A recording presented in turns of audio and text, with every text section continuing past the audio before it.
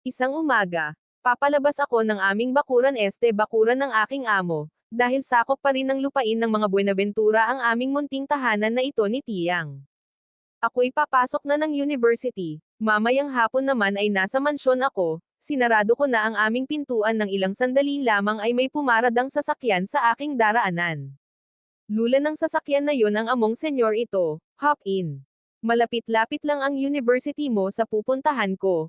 Utos na wika ng binata na napakakisig sa simpleng kasuotan na naman nito na nakasimpleng maroon shirt at pantalong maong, bakat na bakat sa suot nito ang malamatsyete nitong dibdib syempre di nawawala ang swabing bango nito, Don, ay raping me. Wika nito na ang mata naman ay malayang naglalakbay na din ngaon sa kabuuan ko. Ha, nasambit ko at tila. Di na mabilang kung ilang beses akong banibigla ng kaharap kong si Senyor ito Drix, bigla-biglang sumusulpot. Kasi po senyor ito. What did I tell you? Nakakunot noong tanong nito at bakas sa mukha ang pagkadisgusto. I said just call me Drix. Utos na sabi nitong nakalapit na sa pwesto ko upang pagbuksan ako ng pinto ng kanyang magarang sasakyan. Sige po, sabi niyo po iyan Sir Drix. Wika ko pa rin na di sanay na tawagin sa first name basis ang among binata. Pagdakay gamiya na ako papasok sa sasakyan nitong kasing bango din ng may-ari. One more of that, and you'll get what you deserve, my sweetest punishment, may pagbabantang ngisi nito, tila nabatobulani naman ako sa simpleng ngisi nito, alam ko ang tinutukoy nito kung kaya't tila na-excite pa yata ako sa tinuran nito na, punishment.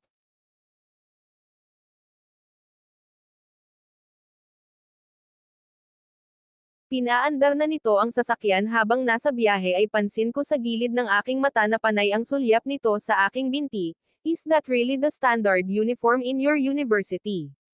Wika nito at pansin kong di ito mapakali tila may iniinda ito sa gitnang hita nito na medyo umuumbok na parang kanina lang naman ay wala iyon.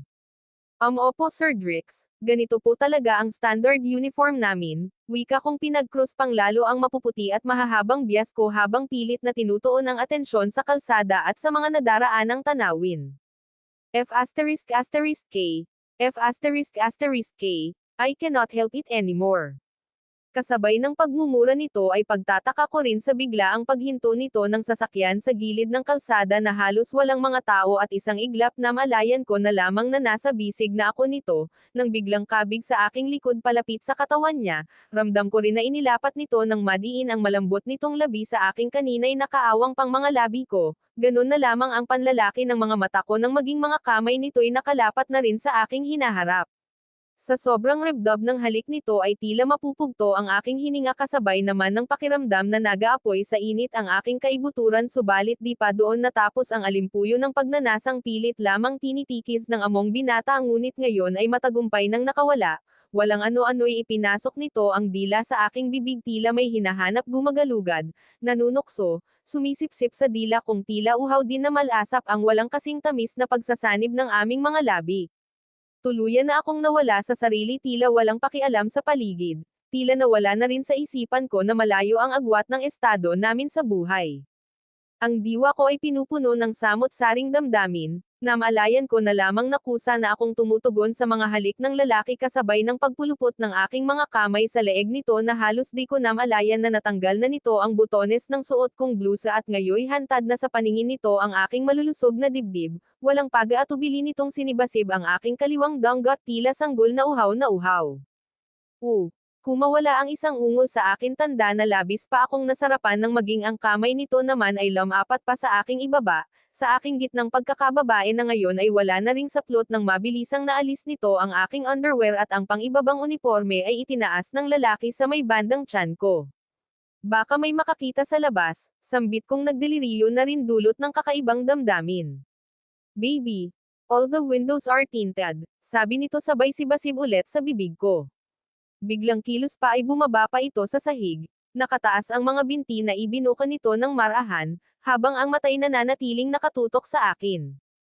Mga binting siyang sanhi sa pagkawala sa katinoan ng lalaki hinarap palapit sa mukha nito ang aking tila gigil na hinalik-halikan at wala na yatang isasarap pa ng pinasok pa nito ang dila sa aking tas, labas-masok na halos magpang-inag na sa aking tuhod.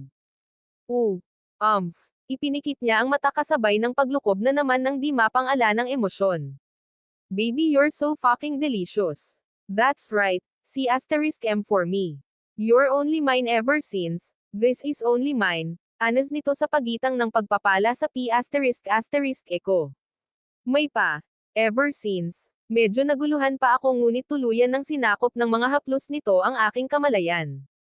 Moan my name. I want to hear it, say it, nasambit nito sa gitna ng paglabas-masok ng dila sa ***Echo na maging ang isang daliri nito ay ipinasok pa sa aking lagusan. Habang hawak naman ang isa kong ***O. Drix. Ang sarap, di ko na mapigilan na sambit sa lalaki na walang ginawa kundi pagpalain ang katawan kung ngayon lang nakaranas ng ganitong pagpapala sa buong buhay ko. Wait, parang naiihi ako, pidgel kong sabi rito.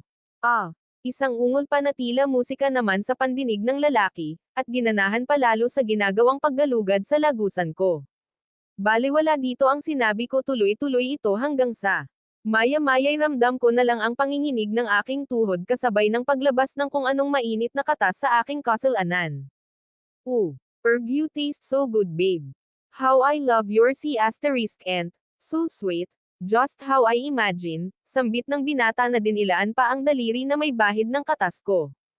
Hinalikan ako nito muli sa labi, nalasahan ko pa ang sarili long katas pagkatapos ay nilinis ako nito gamit ang wipes na inabot nito sa compartment ng sasakyan, inayos muli ang aking kasuutan.